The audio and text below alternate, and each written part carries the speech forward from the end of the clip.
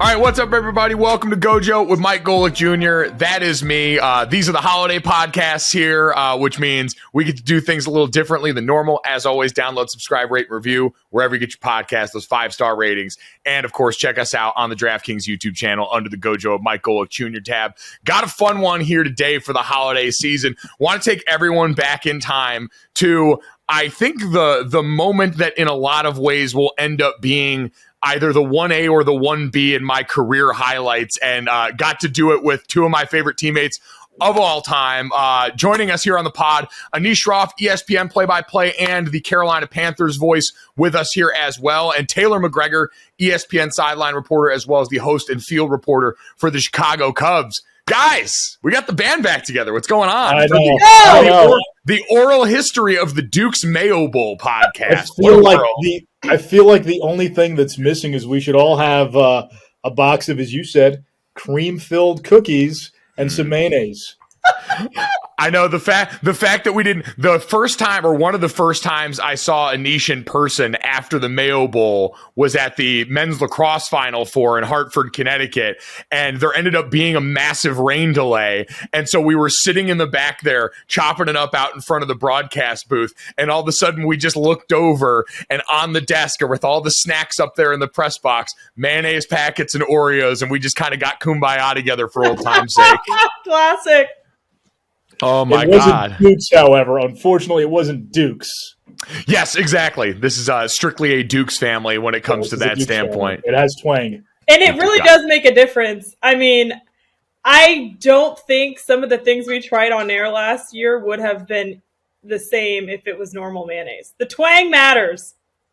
The twang always matters. The twang matters in every walk of life. So shout out to the Dukes folks for bringing the twang on that one. But guys, I want to kind of work chronologically through this because for, what people saw of that game versus what that was for us, kind of two different things. Because I always said that was kind of like the culmination of one of the most fun seasons I've had covering college football, doing anything. And for all of us, Anish, I had worked with you before, filling in on a crew years before with you and Roddy Jones. Taylor, you and I hadn't gotten to work together before that, but certainly knew of and knew about you.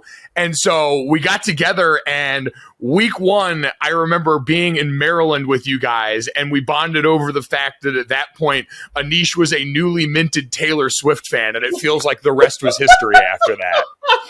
That's all it took. Yeah, and then, we had our moment. You talk about the full payoff. Do you remember the last regular season game where she had come out with Taylor's version, right? Oh, my God, and then yes. We had the list of songs, and you had your college football playoff rankings, and, it was a very much a full circle season. But, yeah, for me, far and away the most enjoyable college football season I've had working. I thought it wasn't just, the three of us kind of became our own little family. We had a fourth, who doesn't like to be tagged. Yeah. Naveed Kajavi is his name. We called him No Tag Naveed. Shady little character with an interesting backstory that nobody knows. But it was kind of just the four of us on the road throughout the season. And, I just felt like we had fun. And it was fun. And every week the goal was to tell the story about the teams, to tell the important stories about the players, and then just to have fun. You got to remember that was 2021, still kind of in a pandemic, right? I just felt that was really important for sports in general, where let's just scale back. It doesn't have to be so serious, so nuanced all the time. We can have fun with it. And the one thing I was proud of the most is I thought a lot of the stuff that went on off the air and behind the scenes, we were able to bring a lot of that to the viewers through the course of the season. That's what I was going to say, Anish. I think it was really rewarding when other people started to recognize how much fun we had. I constantly last year had people, gosh, your crew looks like so much fun. You guys have so much fun. Even people in this studio being like, I love doing your games because you guys have so much fun. And to me, that was super rewarding because I knew how much fun we had, which, by the way, it's a true travesty we didn't do a podcast throughout the season to tell some of the stories because that would have been really entertaining. But it was just so much fun every single week. We were our own family, group dinners.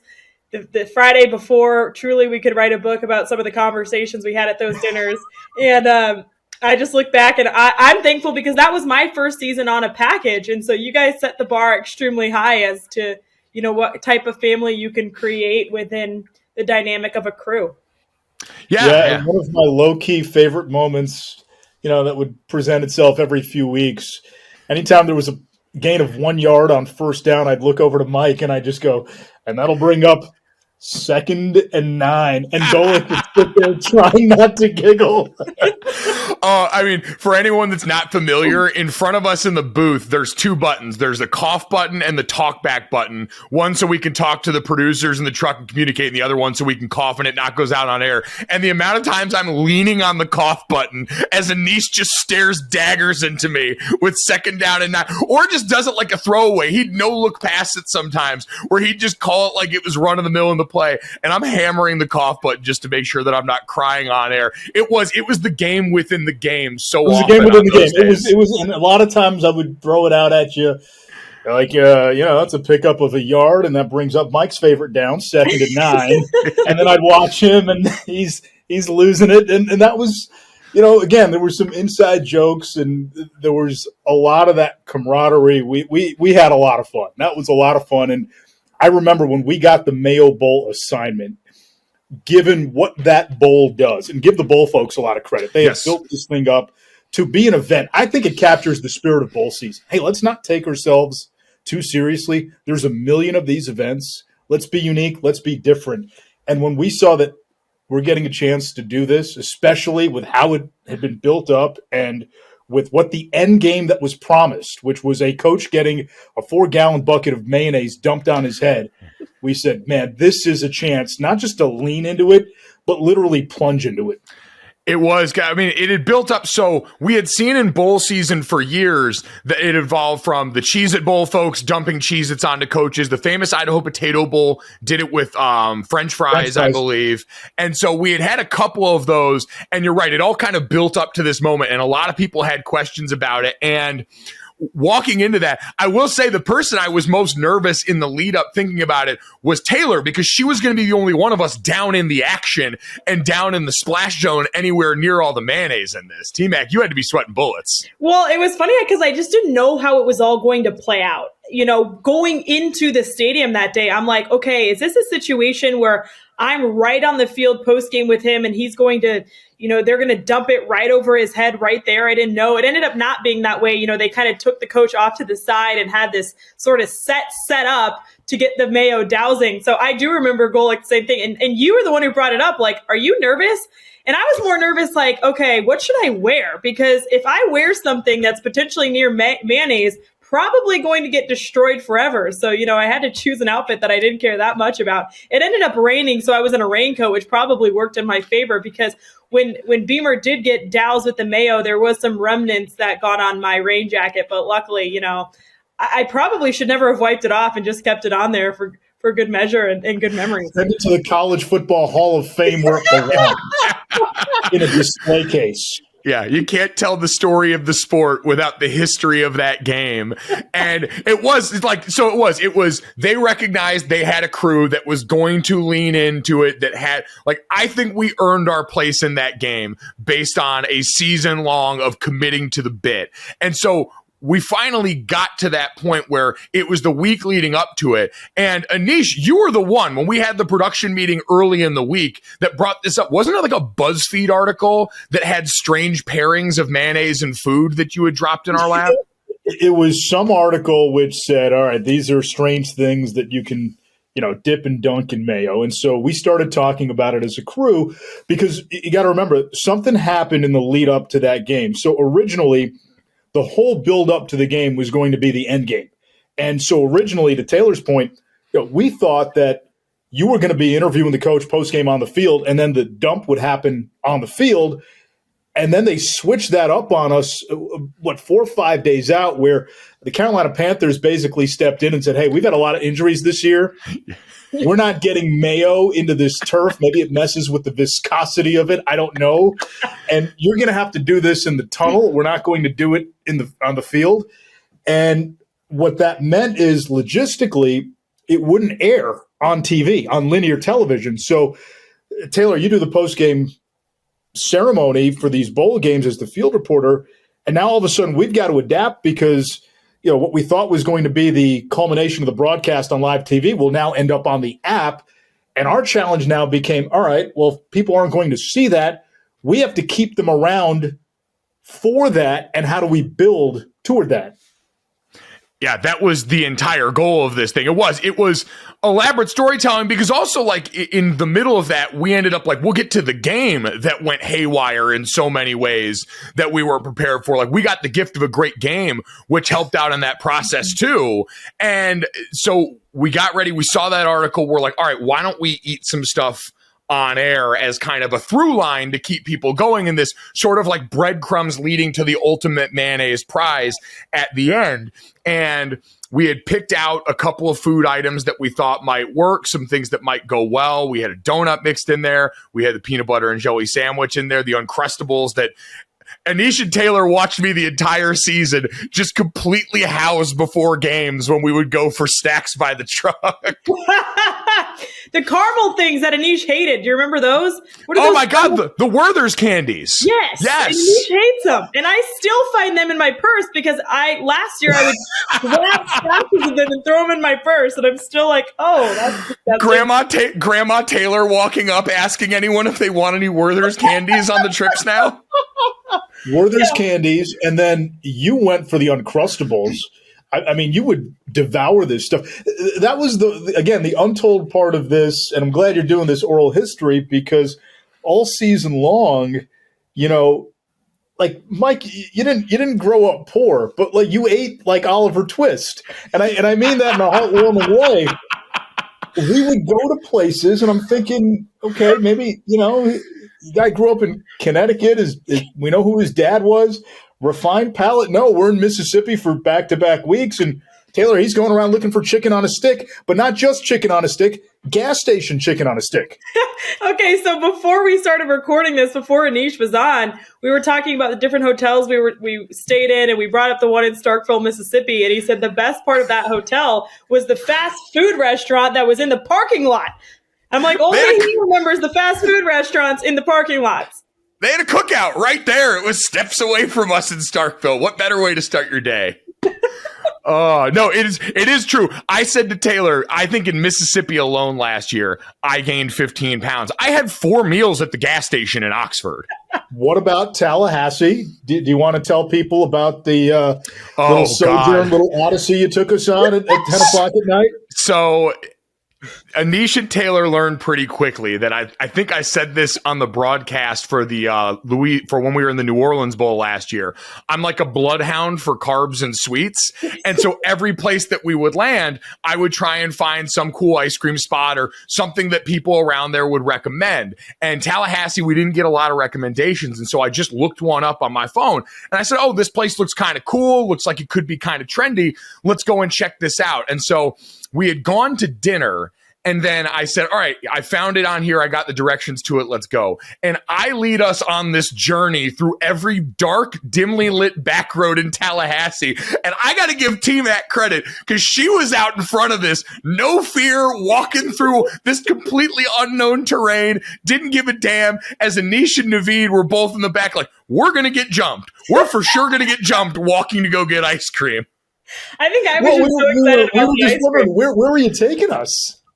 That is true, because at that point, Tallahassee was early enough in the season where, like, we knew each other, but it was still like, all right, like, what is Mike on down here? Does he know some people in Tallahassee? Is some shit about to go down? Well, that was when I started to think that Anish had a backstory, because I'm like, if Anish is this scared about a back road in Tallahassee, what's happened to him on back roads in the past?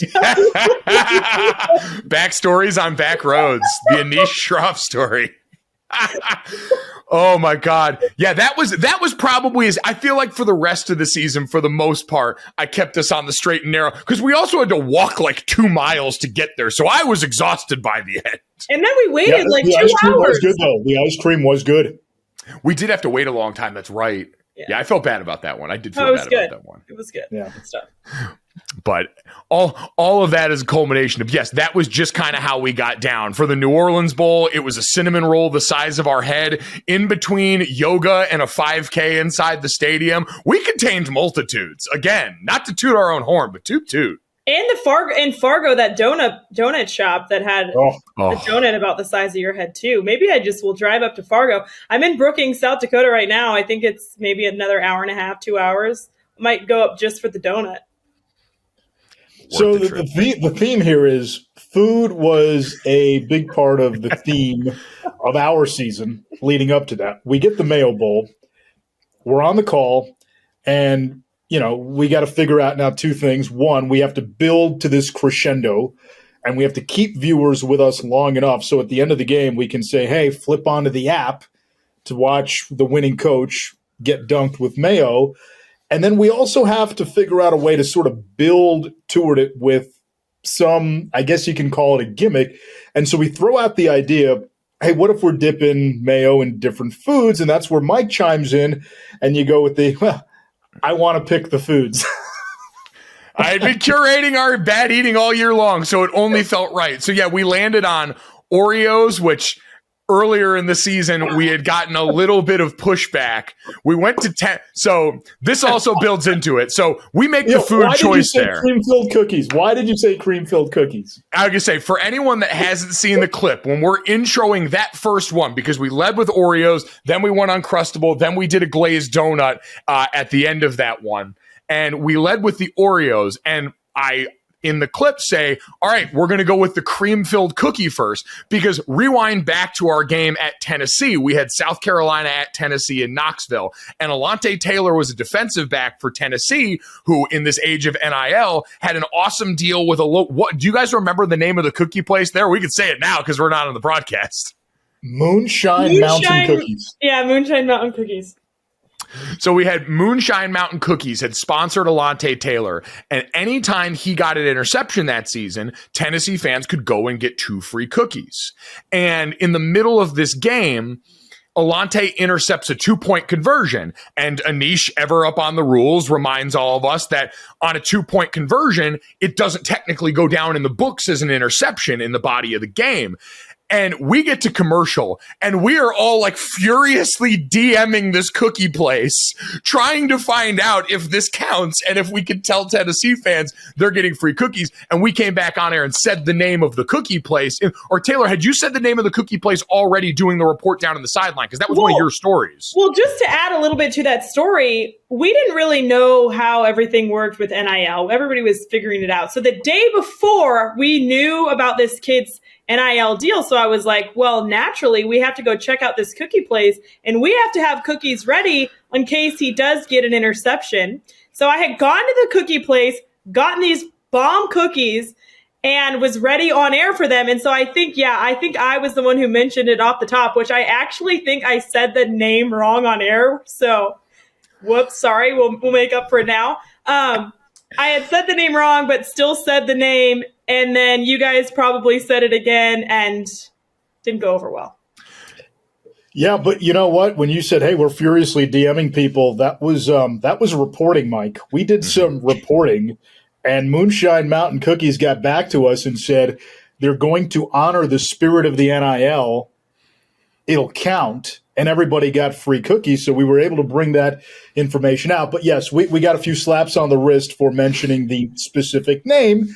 But again, lesson learned. So instead of Oreo, it was cream-filled cookies. Instead of Uncrustables, it was peanut butter and jelly sandwich. And we just went strict glazed donut. So yeah, we evolved as the season went along there. That was the height of our journalism at that point, certainly going and doing the reporting work like Anish mentioned.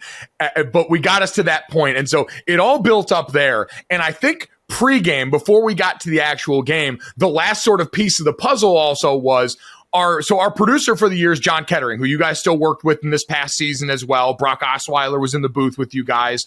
And Ket, unfortunately, in that game, so we had been non-industry people. We were a Remy Pro crew, which meant that we were all out there on site, but all of our production staff was back in Charlotte doing this and producing the game remote. And so our producer hadn't been out with us on the road all season long. And we were really excited because the bowl game was played in Charlotte. Anish and his family are in Charlotte. Ket and his family is down there. And so we're like, all right, this will be great. We'll all get to be here, kumbaya, at the end of the season. Ket unfortunately got COVID before that game. He was out for that game, and so wasn't able to be there with us. And Paul Irvin stepped in, who we all know is another great producer down in Charlotte there at ESPN. And Paul hadn't been around us all year. He knew us, but he didn't know us like that. So when we threw out this idea, Paul was, kind of quick. He was basically coming in and being a good teammate, saying, listen, I haven't been on your guys' crew this year. You guys know how you handle business. I'll be deferential to you guys, and we'll go and put on a good broadcast. And so it kind of gave us a little free rein to sort of push this through in a way that didn't get as much pushback the way it might have been for Ket, who knew us all year long and was used to our shenanigans. Yeah, and Ket Taylor was sort of our conscience in a sense that, we would sort of pitch crazy, wacky ideas, and we would, I don't want to say fun police is the wrong word, but he was the guy who would say, hey, let's pump the brakes a little bit. Let's peel this back. We don't want to step over that line, which we probably would have done had he not stepped in multiple times. Yep. But given the nature of this game, I think when we found out, all right, we've got a producer who's just kind of nosediving in here last minute, who basically said, yeah, I'll do whatever you want to do. We very quickly, Taylor, I think, decided we're going to disregard the line altogether, and we're just going to go full sickos. And we have to give Paul a lot of credit here because Paul is awesome, and he totally, once we sort of went full sickos, he fully embraced it with us. And he was all in. I mean, because if you remember the glazed donut at the end of the game, I think it was in the fourth quarter when the game was still pretty tight. And so a lot of producers would have been like, enough, focusing on the game. And he was like, no, we got to find a way to get this in, last one of the day. And so I give him a lot of credit for finding that window for us to have the final ounce of fun there prior to Shane Beamer getting doused with mayo, because again, it was all a culmination of that mayo dump at the end of the show. So I got to give Paul a lot of credit for the way he stepped in and sort of helped us, egg on our shenanigans. Yeah, that's a tough spot for a producer, for folks not in the industry. That's a tough spot. You got 2-3 days and you got to figure it out. And, we kind of said, hey, we'll take as much off the plate, quite literally, as possible. And, he trusted us, and it turned into a moment. It turned into something. I remember even when we came on the air. Do you remember what I said on the air? I think when we came on the air, I had said something along the lines of, this is the most anticipated bowl game outside of the college football playoff. And there was the guy from CBS, what's his name, Dennis Dodd, who took serious issue with it, like hyperbole, get off my lawn, these clowns. And so it was like we leaned into it. Obviously, it was hyperbole. Obviously, it was tongue. But we just said, we're going to lean into this thing. It was 2 6-6 teams. It's mayo dumped on a coach at the end of the game.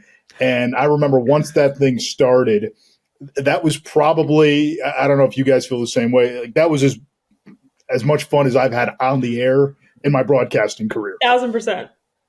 Oh, do you remember the my quote unquote open hit was interviewing both coaches together down there? And how often does that happen that you can get both coaches together right before kickoff? Like the answer to that is that never happens. And so that was something cool for me, is to get this moment that usually would never happen. And not only, Mac Brown and Shane Beamer have a special relationship, so we leaned into that. But then of course at the end, it was like, all right, one of you is getting doused with mayo. And of course that meant that their team got a win. So both of them were signing up for it. So I thought that for me was super cool, just being able to do, again, something different that usually I would never get to do. How cool was that too, though? You talk about, needing all the elements.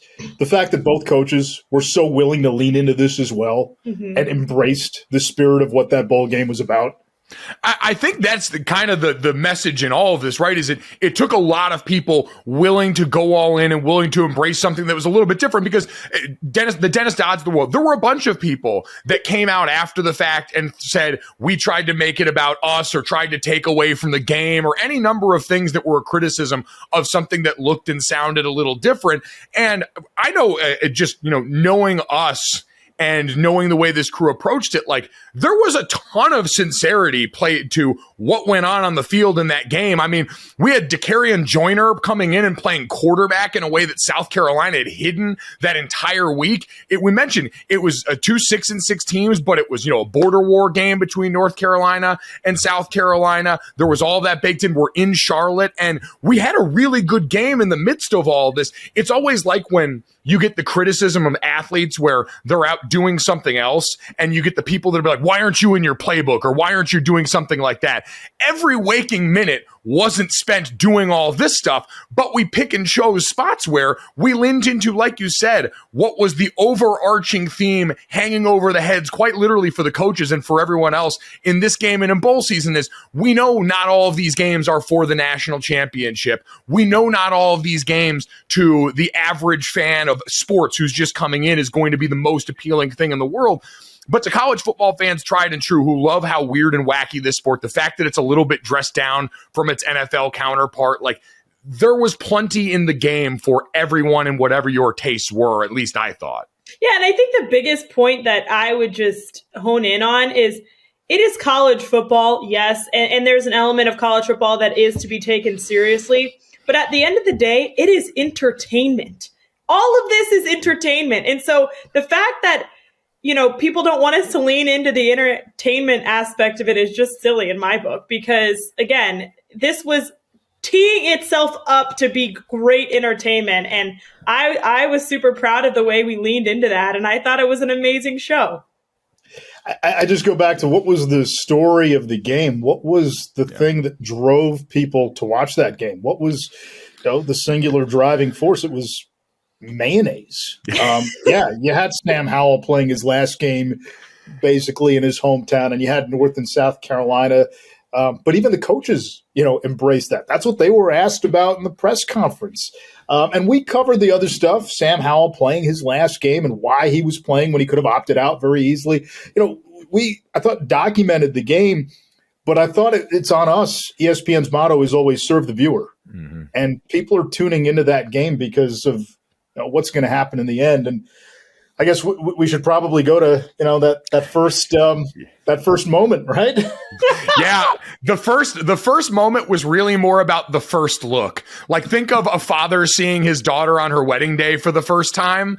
That was me looking into Anish's eyes the moment the Oreo covered in mayonnaise met his lips. Because obviously, as we've documented on this, I'm a shit pig. I'm going to put whatever's on the plate into my gullet. That's just how I operate. And so with Anish, we were up there in the booth and he was like, yeah, no, bleep it. I'm going to do it with you. I'm going to put my hand in the pile. Same for Taylor. I know because of the camera setup, Taylor, we didn't have you with us for the Oreo. You were with us for the next two, right? Yeah, well, what happened was I didn't have the ingredients. So I didn't have the mayonnaise and the Oreo because I was on the other side of the field. And it was, those, again, for those who don't know how a broadcast works, like we're constantly adjusting to the game. And so what happened, there was a situation in the game that lended itself to have time to be able to do something like that. And that decision is made like this. And so I couldn't get to the other side of the field to therefore get my ingredients and then go back to the camera. So yes, that's what happened. But really quick, I just want to, before you tell the rest of the story, I just want to lean into what you were saying about consuming absolutely anything. I remember, I think it was 1 or 2 weeks before that, might have been when we were in New Orleans. I was eating something and I can't even remember what I was eating, but it fell on the ground. And I was like, dang it, like that was really good. And he looks at me, he goes, oh, you know how much of a sicko I am? I would have just picked that thing up and ate it. And I'm like, I'm pretty sure it was in New Orleans. I was like, I don't know. I'm kind of like that too. Like I'm not, there would be situations where I would have picked it up, but I was like, I don't know, these floors in New Orleans, not for me. So anyways, that just reiterates the point that you'll eat anything. And in this situation, Anish was happy to join in on the shenanigans. He was. Yeah. And the story with the Oreo was the cream-filled cookie, excuse me.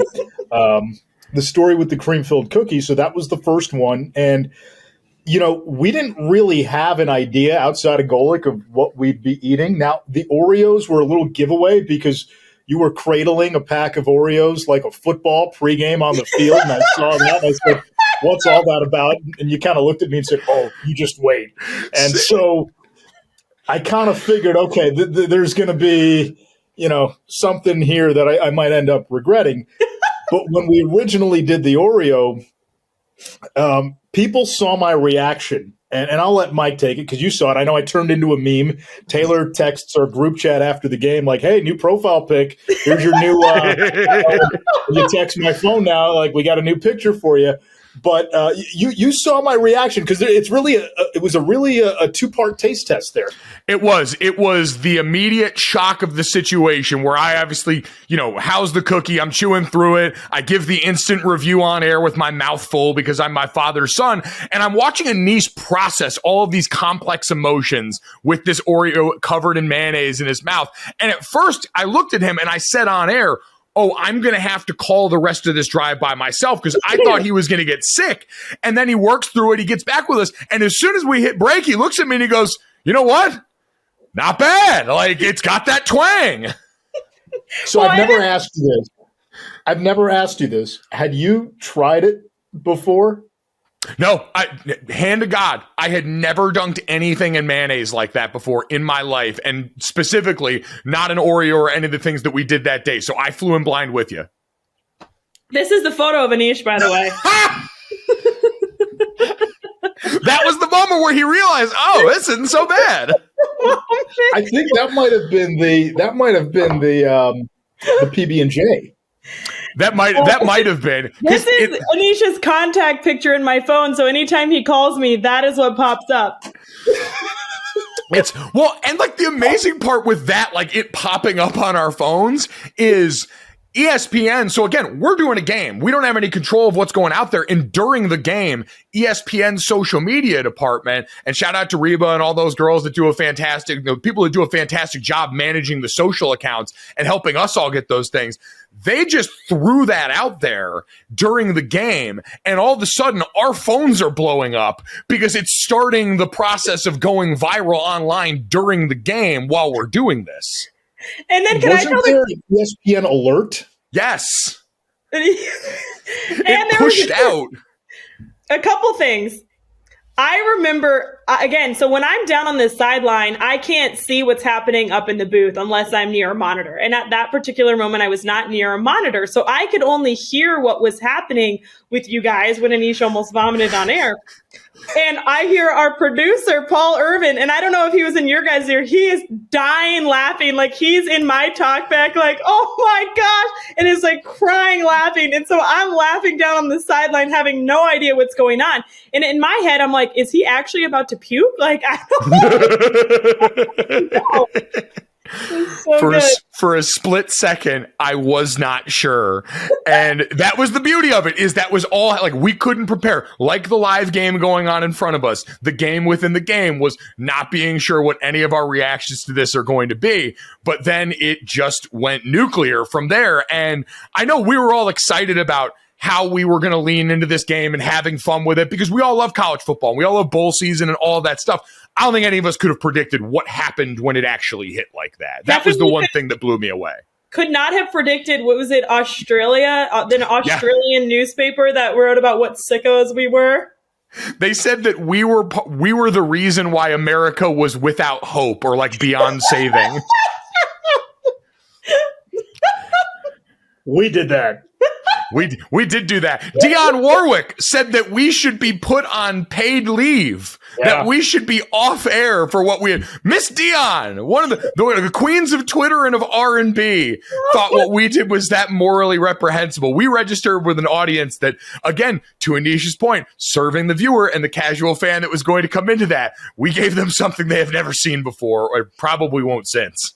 No, I remember at halftime, I just checked my phone and it was just blowing up. I'm getting texts from all sorts of people. What have you done? Dude, are you serious? You didn't really dunk an Oreo in mayo. I'm getting alerts. I mean, ESPN sending those alerts out.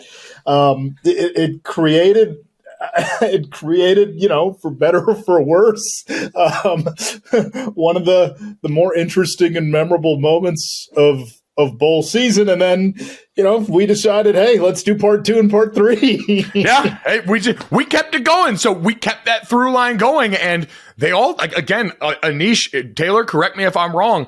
They all tasted pretty fine with that on it. Like the PB&J, it was all smooth and creamy. The donut, it's very similar to stuff you'd have on it anyway. I had no beef. Yeah, I didn't have the Oreo, obviously, so maybe I dodged a bullet there, but the other two were great. You like the donut? Yeah, I remember not. I mean, I don't know if I would use the word like, but I didn't right. Yeah, like might be a strong word, but it was, if someone made me do it again under threat of force, I would have no problem diving back in. Same. And it's hilarious how many people since then bring that up. I mean, I was at the MLB winter meetings this past week, and one of the guys who I hadn't seen in forever comes up to me and goes, yeah, I watch you on college football. I saw you eat the mayonnaise. I can say, are you guys now officially like wearing the scarlet letter of mayonnaise for the rest of our days? So how about this? So, Taylor's got a wedding to go to, so she's not doing the Mayo Bowl this year. I'm doing it again this year. And in the ESPN press release that went out, they described me as mayonnaise cookie connoisseur. Wow. Not the voice of the Carolina Panthers, which also plays at Bank of America. Yes, exactly. No, honestly, accurate description. I see no lies there. And so leading up to that, we eat the rest of those, and then we get to the post game. We see Shane Beamer almost get knocked out by the bucket. That was the other part of this. So, Taylor, you're down on the field. Like Anish said, this is going to happen on the app after the game. We're telling people to stick around. College football fans are in a frenzy. The True Sickos Committee, people out there are all in on this. And we get to that moment, and they had done tests to try and get the viscosity right. Miller and the folks at the Charlotte Sports Foundation, who did a great job putting this all together, are doing all that, but it's a heavy bucket that they're getting ready to dump on him. And so as Shane is getting doused, he also took a bit of a rock in the back of the head. We were just glad he stayed upright. Yeah, I think they had to elect new mayo dumpers this year, and I don't know if that's exactly why, but I remember the night before the Mayo Bowl, we had gone out with Miller, or at least Golic and I, to some barbecue spot in Charlotte, and we're eating barbecue, and Miller is describing how they're going to dump the mayo and how they've been testing it. The girls had been sending him videos all day, like, does this work? Does this work? He's like, no, too fluid or whatever it was, try it again. And so they're practicing all week long. And I just don't think they anticipated how high they were going to have to lift it and then dump over his head. So, a little bit of we learned from that. But I think the whole dumping and getting a concussion while at it was part of what Shane Beamer will remember. What I walked away from, that was the one base that I think the bowl forgot to cover, which was making sure you have people who can adequately lift and pour. Mm-hmm. And so they've corrected that and rectified that this year by, doing a whole vetting process and getting dumpers. I was a little surprised that they didn't bring you on, Mike, as an honorary dumper. I think you certainly deserve the honor. And I know you would have done a great job. I know. Listen, I tried to show them, hey, guys, listen, I've gotten back in the gym this year. I'm as strong as I've been in a while. I'm capable of getting down there, lifting with my legs and not just bending at the waist to get that mayo up and overhead. But, listen, I'll continue to throw my services out there. They know we'll always be part of the Mayo family, even if some of us are a little farther away than usual this year. Maybe come back on as a dumper in years prior, because Anish, it does feel very right that you're the one of us that's going to represent us here still, because after that game, you weren't yet the voice of the Carolina Panthers, but you had made your home in Charlotte. And now, you have to walk around that Panthers facility and that stadium as somewhat of a king based on your status in that building after that moment. Well, it's funny. I've told people the story. That came up during my interviews with the Panthers. And again, that game turning into a moment indirectly helped me land that job. It's done in their stadium, in their backyard. And again, Taylor knows this. When you work for a team, it's a little different where you're trying to sell tickets and you're trying to appease sponsors. And all of a sudden you sort of had that perfect cocktail of all of that, right? Sponsor, game element, you tied it all in, you had fun with it, you created a moment. And I remember my wife ran the numbers. She works in public relations, and this doesn't even include social media, and it was something like 360 something million unique impressions, and I'm not sure exactly what that means, independent of social media, but there's a dollar value to that. And I don't know how they calculate it, but that dollar value was north of $3 million. And so I remember being able to take that into my interview and saying, hey, this is something that we did by being total sickos. I didn't say that part. But how many times, I think after I started, which was a couple of months after that, in February or March, was I sending you pictures from the stadium where there was still mayo lying around? It's so true. I feel like they're never going to be able to fully get all the mayonnaise out of that stadium, especially now that I'm assuming it's just going to keep getting bigger and more brash as they approach this and douse the whole thing in mayonnaise. I don't know. Terrifying to think about what they might do this year. I don't know, like Anish, Taylor, for both of you guys, what will be your ultimate takeaway from the Duke's Mayo experience? Taylor, as we mentioned, you're not going to be there with Anish this year. I'm not going to be there with Anish this year. So what was your ultimate takeaway from this entire ordeal involving mayonnaise and football?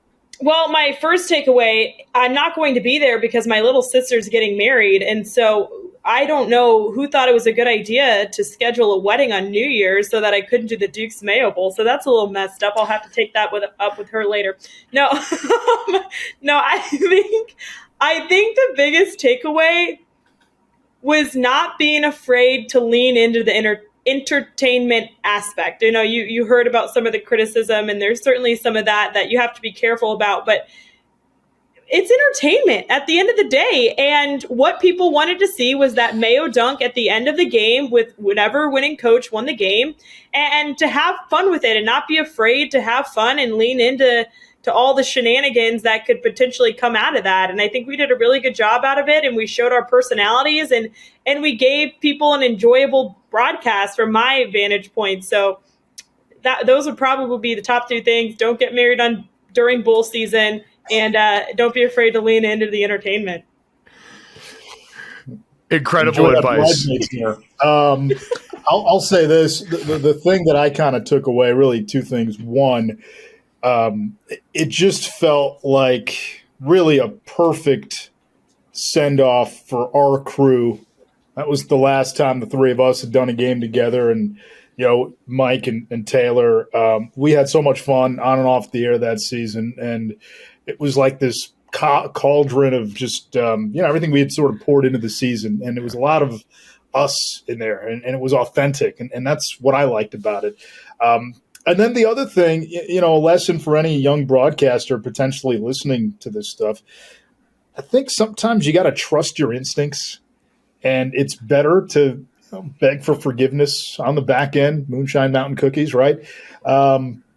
Than ask for permission. And what I mean by that is, these are things where sometimes if you shoot the idea and you say, well, do you think we'll be allowed to do this? And you start asking questions, you sometimes give people an opportunity to say no. And I've kind of always felt like, hey, if it works, well, somebody else can always take credit for it. If it doesn't, you can throw us under the bus. That's the reality, right? You guys messed up. It didn't work. But the one thing I learned, I think, through the course of not just this season, but having done this, is you want to trust your instincts, and you grow your instincts and you hone your instincts. And our instincts were to kind of follow the mayonnaise, for that bowl game. And I'm glad we did. It's certainly the most memorable game that I've done. It's the game that I get asked about more than any other in the year that we've done this. Everybody wants to know why. Everybody wants to know how. Everybody wants to know, what kind of sickos we all are. And that's a loaded question to answer sometimes, but I've tried to be honest about it.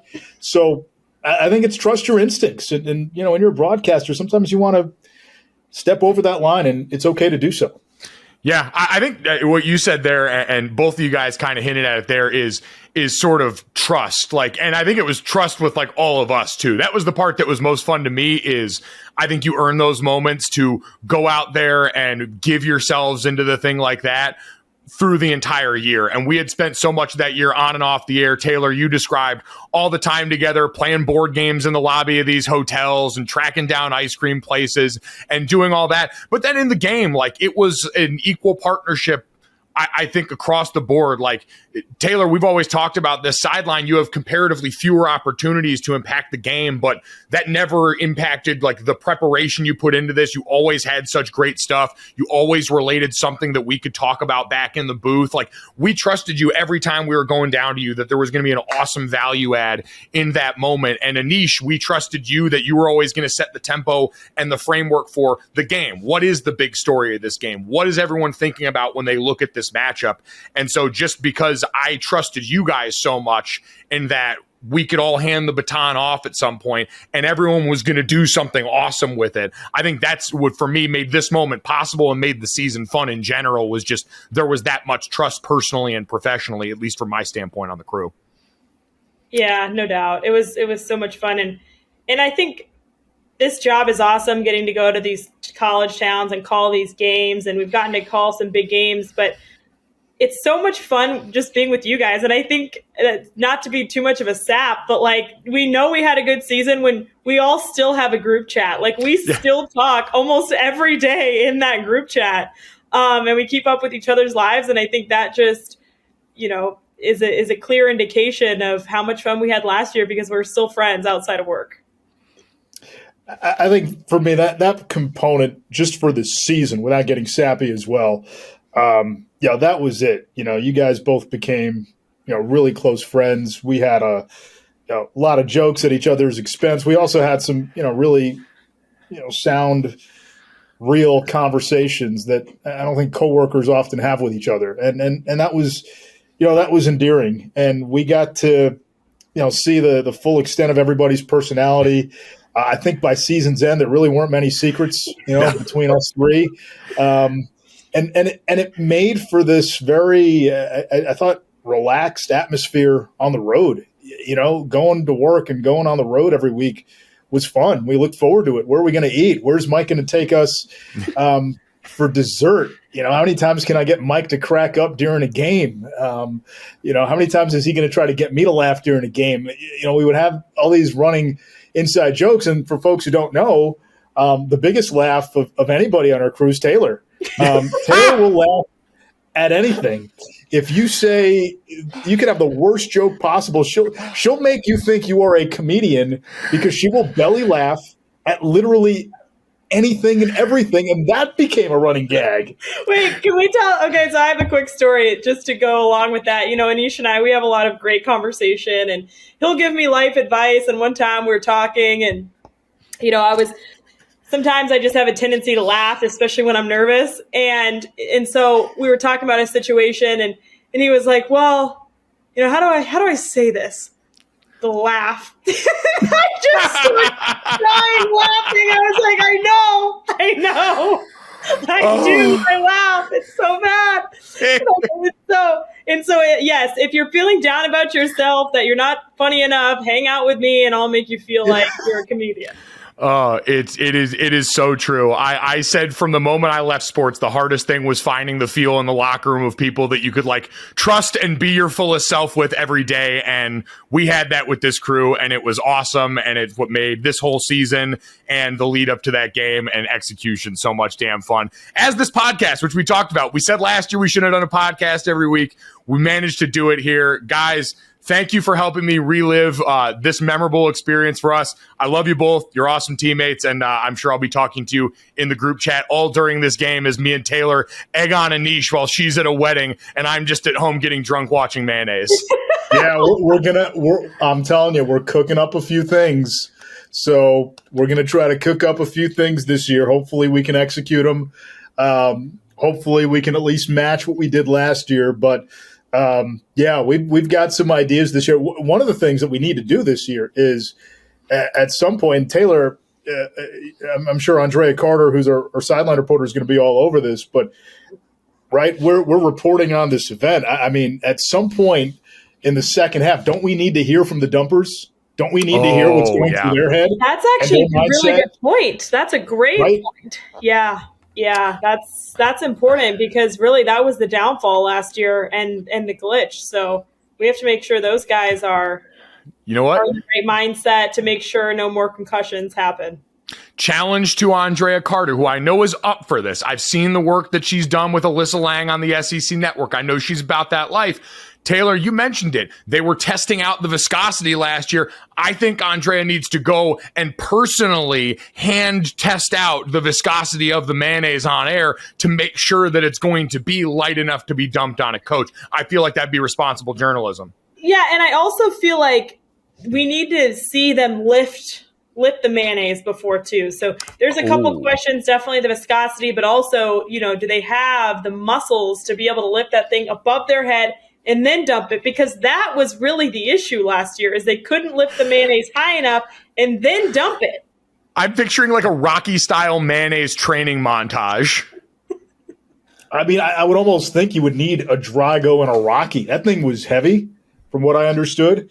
And from what I recall, last year they had a couple of practice runs with the dump.